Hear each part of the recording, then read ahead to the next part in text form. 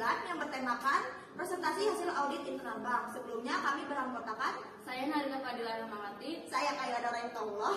Saya Zaki Ali Ramadan. Saya Muhammad Firdaus. Saya Dias Rakin Arjimar. Baik, segitu saja. Selamat menyaksikan. Assalamualaikum warahmatullahi wabarakatuh. Selamat pagi untuk Bapak dan Ibu. Terima kasih atas kehadirannya dalam forum hari ini. Di sini kami akan membahas hasil audit internal bank terkait kredit kepemilikan rumah atau KPR. Baik, untuk presentasi kali ini akan dipaparkan. Setelah presentasi ini akan dilanjutkan dengan diskusi terbuka.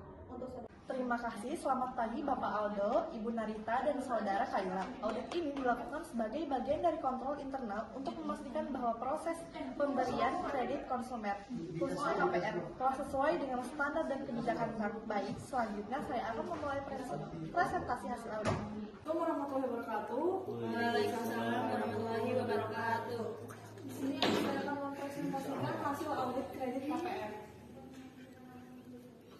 Oke, ada latar belakang yang pertama yaitu proses pemberian kredit kepemilikan rumah atau KPR di divisi kredit konsumer bank Untirta Mandiri memiliki peran strategis, namun juga mengandung risiko tinggi apabila tidak dilaksanakan secara tertib dan sesuai SOP. Audit ini dilakukan untuk menilai kepatuhan terhadap prosedur, kelengkapan dokumen, dan kualitas analisis kredit. Indikasi awal menunjukkan adanya kelemahan dalam dokumentasi, proses analisis yang tidak seragam, serta proses persetujuan yang tidak selalu melalui jalur otorisasi yang semestinya. Tujuan audit adalah memastikan seluruh tahapan pemberian kredit telah dijalankan sesuai prinsip kehati-hatian, serta mengidentifikasi potensi celah kontrol internal yang dapat membahayakan kualitas portofolio kredit dan meningkatkan risiko kredit bermasalah. Selanjutnya itu ada metodologi penelitian. Yang pertama itu ada pendekatan audit, yang kedua ada ruang lingkup, yang ketiga ada metode audit yang digunakan. Poinnya ini ada penelaahan dokumen kredit, selanjutnya ada evaluasi proses analisis kredit, yang ketiga ada verifikasi kepatuhan terhadap SOP, yang terakhir itu ada identifikasi kelemahan pengendalian internal. Nah, selanjutnya ada temuan dokumen dan analisis kredit. Silahkan untuk dilihat ya. Selanjutnya ada temuan tambahan. Selain temuan utama terkait kelengkapan dokumen dan analisis kredit, audit juga mengidentifikasi beberapa kelemahan sistematik dan prosedural yang dapat berdampak jangka panjang terhadap efektivitas pengelolaan risiko kredit sendiri. Nah, temuan tambahan ini bersifat penting karena menunjukkan adanya kekosongan pengendalian internal yang harus segera ditindaklanjuti. Yang pertama itu ada tidak tersedia checklist verifikasi lapangan. Yang kedua ada proses persetujuan kredit tidak melibatkan supervisor pada beberapa kasus. Yang ketiga ada dokumentasi evaluasi resiko yang tidak ada. Nah, ada analisis dan dampak. Analisis temuan audit ini yang pertama itu ada dokumen tidak lengkap tapi disetujui. Yang kedua ada analisis resiko tidak konsisten, dan yang ketiga ada proses melewati supervisor. Selanjutnya ada dampak yang mungkin timbul nih. Yang pertama itu ada resiko fraud atau moral hazard. Yang kedua ada kredit macet dan menurunnya kualitas portofolio. Yang ketiga ada terganggunya reputasi dan kepatuhan. Nah, ada rekomendasi perbaikan dari kegiatan audit. Yang pertama itu ada wajibkan checklist verifikasi lapangan. Yang kedua ada tegakkan alur persetujuan sesuai SOP. Dan yang ketiga ada dokumentasikan analisis resiko secara konsisten. Rencana tindak lanjut dan follow up. Yang pertama itu ada penguatan implementasi prosedur dan verifikasi dokumen. Nah, yang kedua ada penegakan hierarki persetujuan dan peningkatan pengawasan supervisor. Yang ketiga ada pengembangan dan standarisasi dokumentasi evaluasi risiko kredit. Terima kasih. Itu saja presentasi dari saya. Terima kasih atas paparannya. Cukup prihatin. Mengapa verifikasi dokumen tidak bisa berjalan maksimal? Apakah itu karena kurangnya waktu atau staf kita tidak memahami SOP-nya?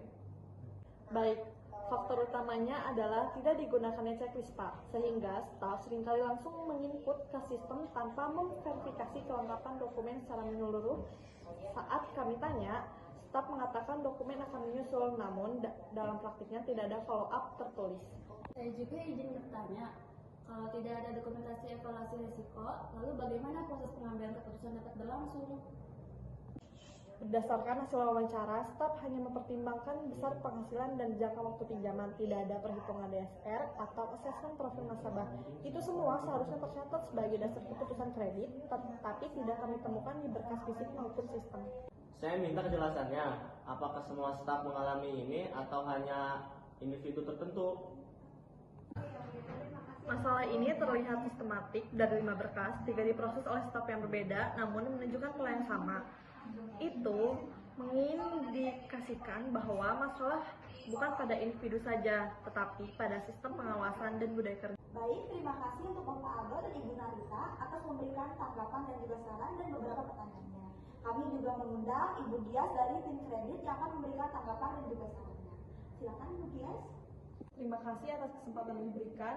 Menurut saya ada beberapa hal yang perlu dilakukan. Yang pertama itu checklist digital yang wajib diisi sebelum berkas diproses lebih lanjut. Yang kedua ada SOP versi ringkas perlu disosialisasikan kembali. Yang ketiga ada kami dari tim kredit juga siap perlu dibuatkan pelatihan kembali. Yang keempat itu ada mungkin bisa dibuat sistem alert di aplikasi apabila dokumen belum lengkap. Dengan begitu kami bisa bekerja lebih akurat dan sesuai dengan prosedur. Saya setuju, kadang interpretasi SOP berbeda-beda di lapangan. Kalau pelatihan dan panduan praktis diperbarui, itu bisa membantu.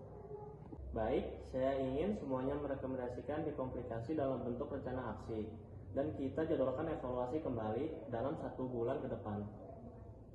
Kami siap mendampingi pelatihan serta mendesain checklist berbasis Excel atau sistem internal. Bahkan bisa dipantau secara real time oleh supervisor. Baik, terima kasih Bapak Ibu untuk memberikan tanggapan dan juga sarannya. Untuk sebelumnya, untuk mengakhiri sesi ini, saya akan memberikan kesimpulannya dulu ya. Saya mencatat beberapa kesimpulan yang ada dari hasil audit tersebut. Yang pertama, ada temuan audit menunjukkan adanya ketidaksesuaian prosedur. Yang kedua, ada checklist dan SOP yang akan diperkuat. Yang ketiga, ada evaluasi risiko wajib terdokumentasi. Yang keempat, akan diadakan pelatihan ulang dan validasi sistem. Baik, terima kasih atas partisipasinya untuk hari ini. Kurang lebihnya mohon maaf. Wassalamualaikum warahmatullahi wabarakatuh. Waalaikumsalam warahmatullahi wabarakatuh. Segitu saja video dari kami. Kurang lebihnya mohon maaf. Wassalamualaikum Warahmatullahi